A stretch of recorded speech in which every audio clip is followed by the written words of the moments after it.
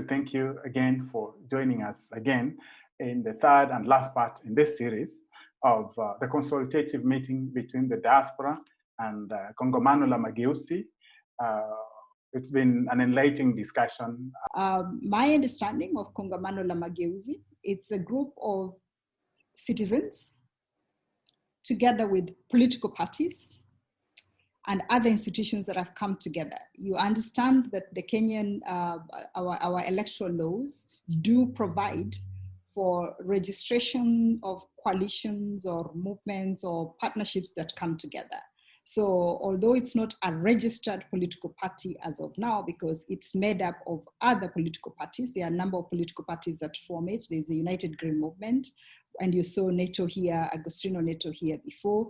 There is a Communist Party of Kenya, and you've seen a joint statement that has been issued together with Kongamano before. There is Ukweli Party, of course, which Nduko and others represent here. There are discussions that are going on with the MDG party right now. And there are other political parties that have reached out to Kongamano on that. So I think it's, so in the end, the law does provide, the electoral law does provide for coalitions that you then register that will be made up of political parties, etc., etc. So it is a political movement, not a political party per se, but it is a political movement or coalition. Thank you. Okay. Sorry, let me just interject if I may for 1 minute. Rosalind, so the law also provides for the registration of coalitions, which can then present candidates and canvass. So there are limitations around a campaign, for example, and campaign financing. Whether they're followed or not is a whole other question, but then the law provides for all that. So does KLM either intend or is it registered as a coalition? And if not, why not register it so that we can get the horse off to the races?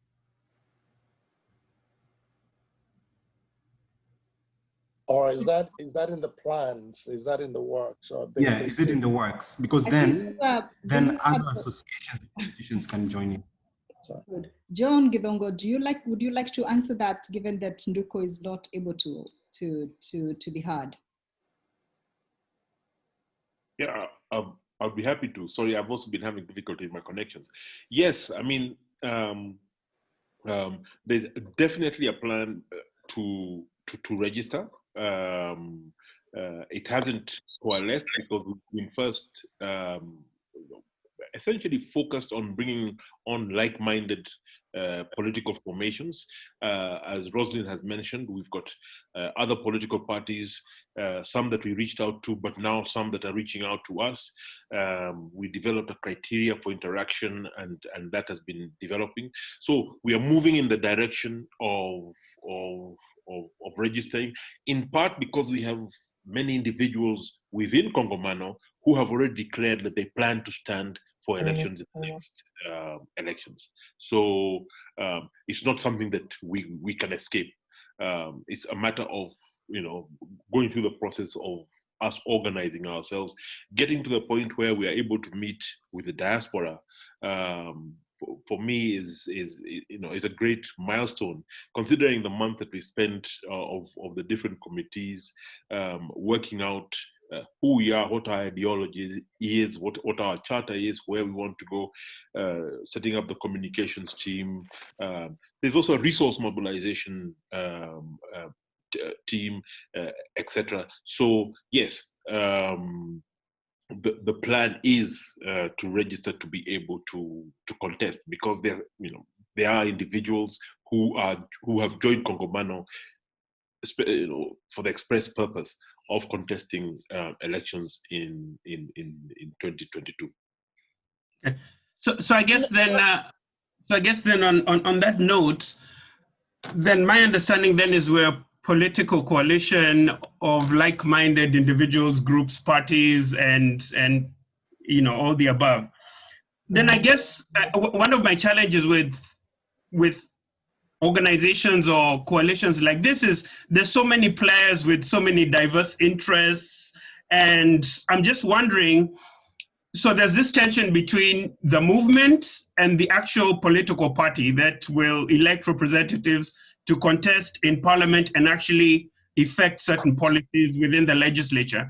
So I guess our challenge here would be to think about how do we transition from this amorphous coalition of a lot of groups to identify a strategy, an ideology that will then elect individuals, either through multiple parties or an individual party, that we can actually fund, support, and actually get policy effected. Because I must say, on my end, I'm sometimes very frustrated when I see the press statements, you know, we have at Kongamano House that are very well and intellectually crafted, but just don't seem to resonate for me, to the Mwananchi on the ground, or even for me as a diasporan.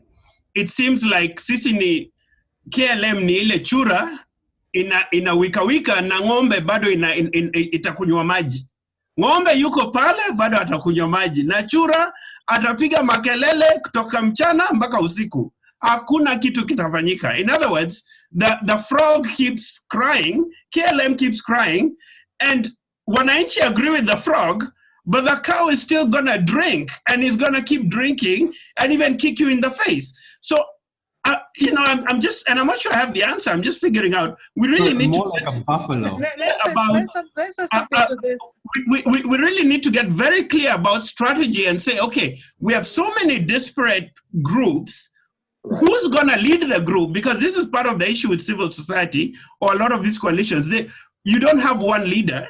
And then from there, transition to identify candidates. Will it be multiple parties or a single party? And then how do you bring the diaspora aboard? Because this is a problem. And the people out from outside the politicians will be very clear on infiltrating KLM and disrupting the movement. So I guess we really need to figure out who we are, who's going to speak for the organization, or what's the structure in terms of communication and messaging, and then how do you then articulate that into something effective so that this frog can actually develop a voice and a person who's going to tie the cow down and push the cow from drinking and abusing the public trough, because that cow has to be stopped from drinking. And the frog has to establish a mechanism to stop the cow drinking, because press statements and lavish civil disobedience activity, as much as they're good, just doesn't play to doing something on the ground. And it doesn't resonate for the Mwananchi, because people are struggling and they don't see actionable evidence of change. Thank you very much. Thank you very much. Thanks a lot, Prof, for that. Kawasi, you have the floor. Yes. I think I've heard a lot of what has been said, and this is what I'm going to say. Because we diaspora people, the reason we came with KLM, and this is what Rose did. Rose dumped this information on us, and discussed it, and over time we started seeing something. Let me speak for myself. The reason I was attracted to KLM is because of the people that I saw were involved in KLM. So for me, I was looking for integrity. That was really important. Look, finally, and we diaspora people have been looking for a vehicle we can trust, we can build political power with. So one of our main interests, if we have to talk about an ask, a certain definite, is our ability to play a part in building political power. And if I'm to talk about an ask, I will be asking exactly what David has said, that we want to support political candidates. We want to fund rage for you guys. We want to say, this is our money. We're going to build this much amount out of rage of what we see has been happening in Kenya, and we want you to make it. Now, what I completely understand what David is saying. This is what it sounds like to me. We are hoping that KLM is this very ready outfit that has been working for the past maybe 5 to 10 years, and has its placed together. It has sorted out its diverse political parties, its diverse voices, and they have finally come up here and they're saying, this is who we are, this is exactly what our branding is, this is our wheelbarrow, and this is our ruto, and this is where we're going. And this diaspora, we're giving you this. But the way I'm seeing it, KLM has not even gotten there yet, which brings me to this point. And I know Nathan is trying to figure out why on earth are we trying to join an outfit that hasn't even gotten to the level of pulling power the way we are seeing one candidate in Kenya is. And this is what I'm saying, is that where we are right now, we can ask ourselves, what is our urgency of now? What is the level of our urgency of now? Do we want to get involved in something that is eventually going to help get into power, get our candidates into power in 2022? Or do we want to get involved in something that is going to create a system over time that is not going to be shaken and that will eventually speak for us in 2022 or 2027, maybe within a span of 10 years? I personally, let me just be honest, looking at the landscape in Kenya right now, I do not know if it's possible to counter the forces of grassroots politics for 2022 and have all the candidates and the presidential candidate we're thinking of at that particular point. If we do, if the possibility is there, then we will have to have a KLM that is so powerful in the next 1 year, no less than 1 year, that is so powerful all over Kenya that nobody can ignore it. So if there's a strategy for that, if KLM comes to us and tells us, here's a strategy that will ensure we're going into the grassroots, every Kenyan place, and we are going to be extremely powerful, and the wheelbarrownomics are not going to be there, we are going to be the deal, then we can say, yes, we're going to do something for 2022. But for me, I'm interested in building that system. I'm interested in building those inroads. I'm asking, what is our urgency of now? Is it that I'm only going to get involved is if we have our candidates there in 2022, if we can be sure of that, if we can be sure of raising the kind of voice that we're seeing being raised right now? Or do I want to get involved in something that is also long-term? I mean, that's a question we're asking. What do we want? I personally do want to support political candidates all the way to the president. If KLM can present us a president, and I think I mentioned this in our diaspora meetings, if KLM can present us a political candidate right now, and we see this is the person, and we look at the person, and we agree, and with all our rage, we say we are going to fundraise for this person like never before. I mean, like completely crazy. And we're going to make sure that all of Kenya doesn't ignore this particular person. I'm behind that completely. Thank you. Thank you, Kawasi. I'm going to pass the floor back to Nduko to see whether he has his, Nduko, can you try so we see if you have audio? Not yet. Unfortunately, we're not able to get you, Nduko, again. Ken, we've not heard your voice at all, Ken. Shall we hear your voice, Ken? And then we've also not had Aliyah's voice, so I'd like to give Ken and then Aliyah, and then we'll come to you, David. I did see your request for the floor. Ken, if you could please be we're actually 1 hour, over, and our colleagues in Kenya should be asleep by now. But over to you, Ken. No, thank you, Rosalind. Mine is to pose a challenge to colleagues to think about this deeply and long. We are not operating in isolation, an island, or in a vacuum. We are in Africa, and whatever is happening in Kenya is happening across Africa. I had a conversation with a friend from Nigeria, and I asked him, what's happening in Nigeria? And he told me he cannot figure out how a country with 200 million people, with great talent in the diaspora, top-notch people, cannot get their politics right back home. And really, we find ourselves in the same space. So yes, we can plan on how to take power, how to field candidates, but we really have a space. We even have a country. One of the Daily Nation, one of the articles, the local newspapers in Kenya had a headline that says something like the death of opposition politics in East Africa. basically people are cutting deals.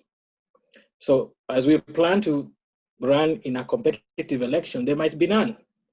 There might just be deal making around the table so that all of us are cut out of that. The Wilbur economics, for instance, of the hustler narrative, if you paid close attention, is a response to the deal making that two forces, the government opposition, basically came to the table and they said the rest of the country does not matter. They're going to cut deals, they're going to change the constitution, they're going to give position to themselves.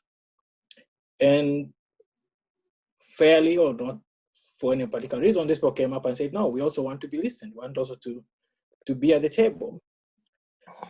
So KLM has an opportunity to be that voice. Even as we look forward, we need to be speaking up now. Already we've lost ground. I look at numbers, my bag is in economics. I look at stats, I look at the financial figures. Kenya is a broke country. We might not be able to be there to hold an election 2 years from now if we can't service our debt. We need to speak to these issues. We need to speak to the erosion of democratic freedoms, the reverse of the gains we've made. Even as we plan to go forward, we should be speaking this way. I'll be very pleased and very happy to be supportive of this KLM if we start having this discussion. And of course, the diaspora voices can be, can provide that can amplify that information so that really we speak up. Instead of just focusing on the elective position becoming up, we also speak as this injustice and this political erosion happens. I'll stop at that. Thank you very much, Ken. Aliyah, would you like to say a few things? Aliyah, you're on mute. If you can unmute yourself. Just unmuted. Can you all hear me? Yeah. Yes. Yeah. So I am extremely honored to be a part of this movement. Mwalimu Mutemi has been a mentor for me alongside a few other people. And it's been a long time coming. I find it very difficult to not use the word I, but I find it very egoistic as well to keep saying I. But where I feel like I can, too many I's, sorry. The plug-in here for me would be from two different aspects. One being conservation, where I was heavily involved and got in very naive and innocent, and then quickly learned. Very, very politically connected. The situation we have with the Northern Rangelands Trust, we have going on in the Mara, the Nairobi National Park. It's filthy. Destabilization of Kenya Wildlife Service. So a lot of that is very much politically connected. And from a humanitarian perspective, with my projects on the ground in Korogosho, Kayole, Dandora, and Kariobangi, where I absolutely refuse to register an NGO or affiliate with one, because we have the people on the ground, the community, who are working hard, who are passionate, who are able, and more importantly, who should actually be a part of this movement. And of course, I'm willing to make these connections and bring them on board. So it's not really a script that we're reading, it's reality.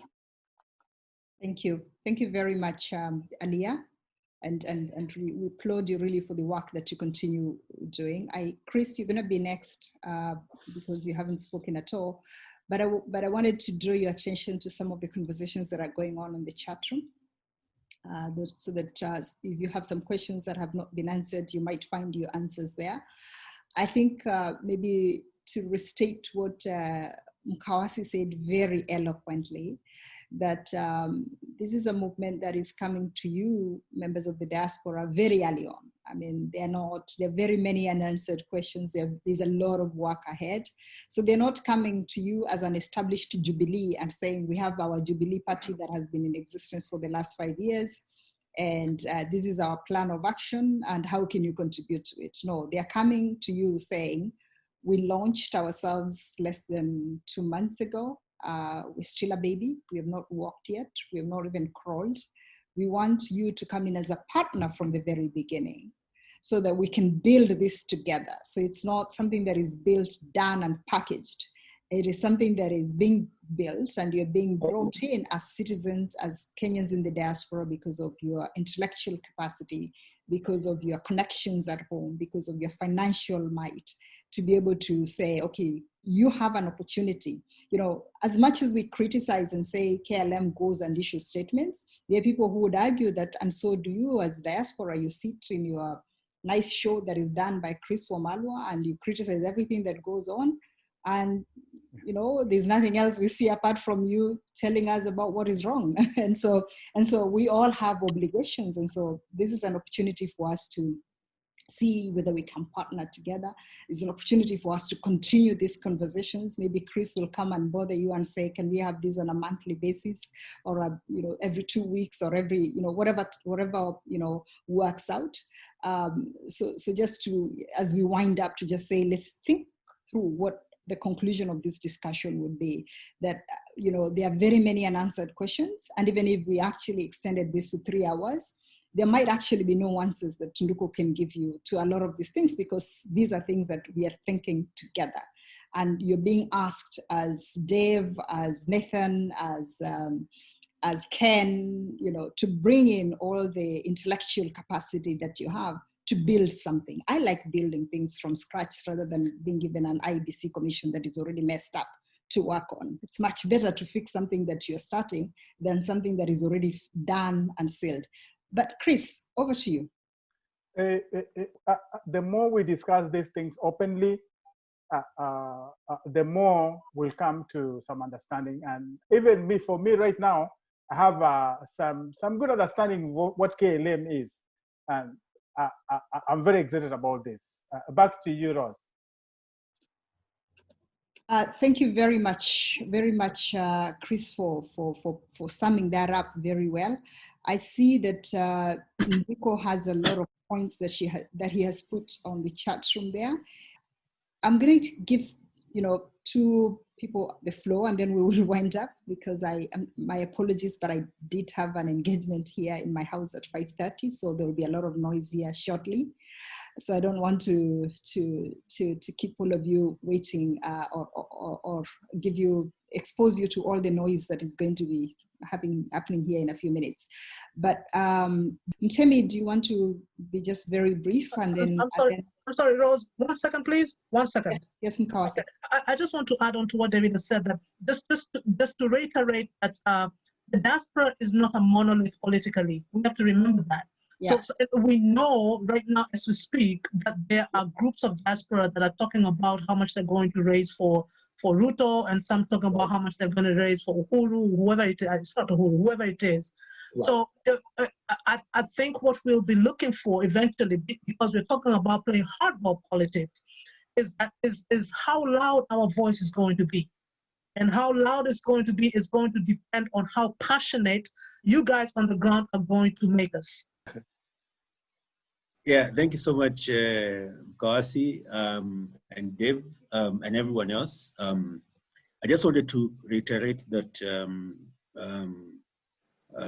Nathan, and then the gentleman who was just left, the prof, asked, I felt like the question is, do we measure up to ODM and Jubilee and the existing formations? And you know, these are formations that have been built by individuals like Uhuru or Raila, and then cast out there and try, they cast a net out there to try and catch as many Kenyans as possible on board. And what you're saying with this one is that the formation Kongamano is that Kongamano means Congress, and you're bringing together, you're mapping Kenyans who have interests in the welfare and better governance of Kenya. A lot of Kenyans who have been left in the margins who cannot make decisions around the governance of Kenya. A lot of them include the diaspora. And so what we are asking at this stage is for you guys in the diaspora to get involved in the decision making on how Kongamano moves forward. We don't want to make those decisions. We don't want to sit somewhere with a think tank of experts and then say this is what you're selling. We've seen that for the last 60 years. We've seen, you can remember the Jubilee Manifesto of 2013, the NASA Manifesto of 2017, brilliant documents, not implemented because they're just selling the lie. So we're saying we want to move along together, and as Kawasi articulated, we want you to have a say and be on the table for the sake of filling, ticking boxes, but to actually determine the direction in which Kongamano moves on, whether through contribution of resources, but also articulation of issues diaspora. Why can't the diaspora vote? How are your resources going to be used when they are sent to Kenya? So we are saying that we want to move along together, and I'm glad there's a conversation about opening up space into diaspora meetings, and then diaspora also getting involved in KLM's meeting. That's how you build power. Someone asks, where is the power? That's how you build power. Power is built by coalitions. So what you're doing, even this conversation you're having, is about building that power. Roslyn, you're muted. You were saying something. Thank you so much for this opportunity, and let's keep this conversation. Let's take this conversation forward. And I'm glad that Dave has already proposed that we move to the next step. Asante. Thank you very much, Mtemi. And I think there are very solid proposals that have been put on the table. There is a proposal to ensure that we have colleagues from the diaspora participating in the Kongamano meetings. We'll have, of course, we'll take that back to the steering committee and see how that goes. I think there will be some level of openness on that. I think there's agreement, from all the analysis that we've done, we are almost all on the same page in terms of what ails us and as a country and how we can get out of it. I think we've had very loud and clear of the importance of ensuring that when Kongamano unveils its presidential candidate, it's not when we as a diaspora are learning about it, but it's a process that we get involved in. Obviously recognizing that, the diaspora is not monolithic. It has its differences and different political stakeholders that they support. We've also agreed that there's a lot of intellectual, financial capacity that the diaspora has that it can contribute to the work of Kongamano. I think there was a suggestion at the very beginning of the meeting from Chris that we issue some sort of press statement or something of the sort that summarizes some of the conversations we have. There's a sketch that has been done by the Kongamano team that we can share with our colleagues from the diaspora to be able to input and make sure that it reflects what you said in the discussions today. And I think lastly, we've agreed that this is just a beginning of a conversation, that there's a lot that we have to do. There's a lot that needs to be built, and that we are agreeing to work together as we raise this little baby, as we build this structure, and that we will leave it in the good hands of Chris to ensure that he facilitates these discussions at a pace that works for him and for all of us. I take it that that kind of summarizes what we have said today. I found these discussions super useful. For me, Nathan has all his answers now. And if he asks me any question, he knows who to call. so I'm very pleased with that. When Dev comes, really tough on me, I can just say, just reach out to Nduko. You never had a lot of his voice, but you'll have a chance to hear him when you speak with him. And just to say, this has really been super, super useful to me, and I believe it has been to the rest of you. Chris, shall I then send this back to you for finishing? Thanks, Rose. That was Commissioner Rose Akombe, my co-host. And this is the first part of this discussion. We are going to reconvene again 2 weeks from now to review where we are as a diaspora and as a Kongamano. Bottom line, like Ross says, is that we're starting a conversation, and it's been my pleasure to host this because more than anything else, I'm Kenyan first, but second, I'm diaspora, and diaspora issues are very close to my heart. I dedicate my life and time to these things, and I'm glad that we have a Kongamano, that's a group from Kenya that we can work with. Thanks everyone who attended our meeting today. More specifically, thank you, Ross, for such an awesome facilitation. At least now I know if I go on my vacation, I have somebody who can host the show when I'm not there, and I won't take that for granted. I want to thank the team from Kenya for making time. I know this is it's very late in Nairobi right now. People are deep asleep, and I also want to thank the team from the diaspora. These are people who really take diaspora issues and the involvement of the diaspora back at home very seriously. So I also won't take that for granted. And like I said, let's convene again 2 weeks from now to review what was discussed. And I look forward to the press statement that is going to come out of this, so that we can immediately and quickly distribute this relationship. I hope it leads to a marriage. Bye-bye, guys. Long distance.